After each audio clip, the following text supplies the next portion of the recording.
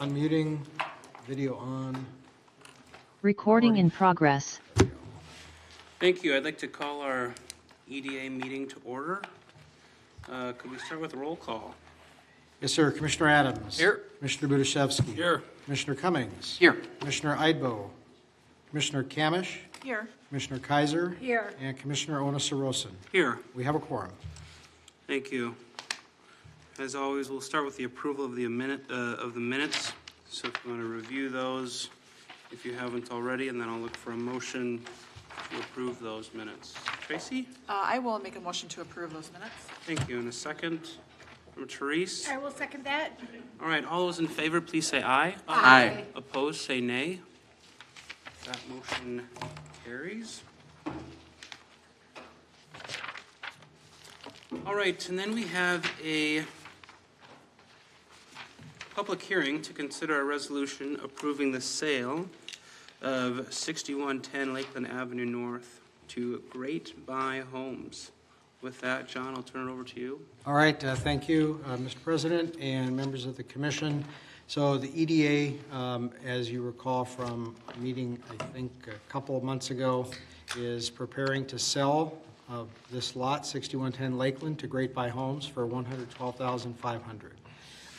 This aerial photo from spring of 2024 has been overtaken by events. We have since demolished all of the buildings and most of the driveway on the property, leaving just a little bit at the very front of the property for the future driveway to tie into. They were one of three builders that submitted proposals. At the previous EDA discussion on this topic, the EDA voted to select the Great Buy Homes proposal, set the public hearing for tonight. And since then, the front setback has been increased by 20 feet so that there's a little more comfortable driveway space in between the house and the roadway or the bike trail. And again, looking at the aerial photo, the lot is huge. It's so deep that there's plenty of room to do that. So I won't get into all the details here unless there are questions. This is the same item you saw, I think 4 weeks ago, the previous meeting on this. The most important thing to know about this is they are proposing to build a single-family home with an accessory dwelling unit. The single-family home would have a 3-car garage, and the accessory dwelling unit would have its own garage stall in addition to the 3-car garage for the main house. And the accessory dwelling unit would also have 2 bedrooms, which is on the large size for ADUs and is a good thing that we think makes best use of this very large lot. So I'll skip through the floor plans unless there are questions. This is the main floor. This is the ADU, which is basically slab on grade, and there's its garage. This is the main or upper level of the main home, which is a split foyer design with its own 3-car garage. And it also has an owner's suite above the garage. So it's really a 3-level house, 4 levels counting the foyer. And there's the front elevation. So with that, we would ask you to hold a public hearing, and then after concluding the hearing tonight, consider a motion to adopt the resolution authorizing the sale to Great Buy Homes. And we expect, if this is approved, that we would close on the lot sometime in the month of October, and Great Buy would start construction this fall. So with that, I'd be happy to answer any questions you may have. Any questions before we open the public hearing?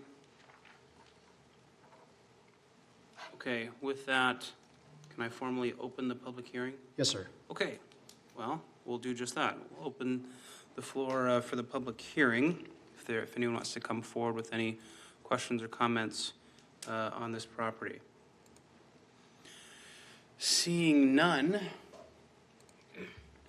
I might formally now close the public hearing. Is that it? Yes, sir. So with that, looking for a motion to approve the sale of this property. David? I'll make a motion to approve the sale of 6110 Lakeland Avenue North to Great Buy Homes. Do we have a second? Forrest? Second. Okay. All those in favor, please say aye. Aye. Opposed, say nay. All right, we have sold that piece of land. Oh, That's great. Okay, that was our main order of business. With that, any property status updates, John? Yes, but not actually a property status update, but I wanted to mention that the cabinet wraps are at the fabrication plant. They are being printed. They should be printed by early next week. And around between now and then, I expect to hear from them on an anticipated installation date. Once we know that, we will talk about, I don't know exactly how we're going to unveil them, or, you know, if the artists want to be part of that. We have 10 of these and 7 artists, so we have, I mean, it could be kind of a complicated deal, but I think it's important to at least talk to the artists about that. But first, I want to know the installation date before we start setting things up. So that is coming soon, and I wanted to let you all know that. As far as construction, nothing's really changed from our last update 2 weeks ago. Any questions for John Tracy? What's the latest on that, was it a plumbing company or something on that like triangular piece of land by Broadway? Yeah, great question. It's 5208 Hanson Court. They sold the property to a different company that has said that they want to build something, not exactly the same thing, but something sort of similar to that, and they are working on getting plans together. So once we have something on that, they could build the exact same thing the previous owner got approval for, because the approval runs with the property, but it's the approval for that particular project. They can't really change it. So I think this new owner is deciding whether to basically build the same thing that the prior owner was going to build, or come up with a different plan and then submit that through the site building plan process that would go through Planning Commission and Council again. So Is there any timing or deadline that they have to have plans to us by, or not, now that yeah, there is? yes, Okay. there is a, I think it's a 1-year clock, and I think we may have extended it. We were allowed to extend that one time, so I don't know for sure. But yeah, they have there's a point in time when the site plan approval will end. Other questions? All right, thanks, John. With that, any other business?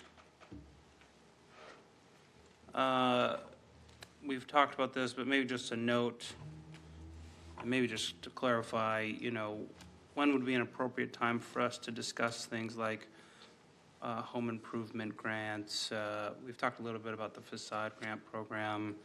We've talked about this tree program at our last work session. Is that like 2025 conversations, or is that some kind of EDA conversation we should have sooner than later? Well, we could do that at any time. The normal process would be in the first quarter of 2025, we would talk about the work program for 2025, the work plan. But if as a group that you want to have staff do something different, it might be good to have a discussion yet this year about any changes in direction. That's what I was gonna say. Does anyone else have passion around discussing these things this year? I think it would make sense to wait until after November, maybe, into after January, actually, sorry. We have the new people. Is anyone, of course, this is not a vote, but is anyone in favor of eliminating our home improvement grant program for 2025? No. John is not? I don't know. No? We can talk about it. I would entertain if you have an argument, I'd love to hear it, but off the cuff, I wouldn't be excited about it. My thought is, one, to save money, and then also, just as I mentioned in our work session, you know, could we sunset our home improvement grant and facade grant program and transition to a tree program, which I think will be less expensive, and I think captures maybe more of the spirit of what I'd like us to be investing in as a city versus like private property or private business, private personal property or private business. John? One challenge with that is the funding source for the home improvement grants. The vast majority of it, about 90% of it, comes from an expiring tax increment district that can only be used to build or preserve existing affordable housing. And so, and that's why there's an income qualification requirement for people to receive the grants. We can't use it for other things. However, we are going to exhaust those TIF funds around 2029. So in my opinion, that discussion about whether to sunset the program would need to happen in approximately 3 years anyway, to start planning for that, because that funding source is gone. But if we didn't spend that TIF district money on that, the home improvement grants, it would have to be spent on some other type of private property improvements, whether we're talking development of affordable housing or rehabbing of apartment buildings or something like that, that are affordable. We can't just spend it on public improvements generally. Thanks for that clarity. Jim, do you have a comment? Yeah. So question relating to, could we go into a tree program with an affordable component to it? Would that qualify or would that not? That I do not know. That would definitely be a novel use of the funds if we used it exclusively Oh, okay. for trees versus as part of a broader home improvement program. Well, I guess I would recommend, but that could be a piece of a home improvement project, right? Well, right now, disease tree removal, hazardous tree removal is an eligible expense because it's removing a hazard as part of our home improvement grant program. But it's, I'd recommend we kind of advertise that. I mean, if that's the direction we want to go. Yes. With some of our pamphlets. I should note that at the December meeting, and we could discuss it prior to that, is our normal time to renew the home improvement grant contract for the period starting the following July 1st. So we are going to have a discussion later this year about whether to renew it, whether to change it. And so if that's a request by the EDA I mean, right now the contract would basically be this same thing that we have currently in place, unless we get different direction from you. Forrest? Yeah, I mean, I'd be curious about some changes to it. I think, looking at some of our apartment or multifamily housing in Crystal, I think that is something, the facade or the appearance of those certainly could use some funds, and it might be more impactful on the community than building a fence at a house in the end of a cul-de-sac. Not that that's not important, just saying, if you're looking at impact on the community. John?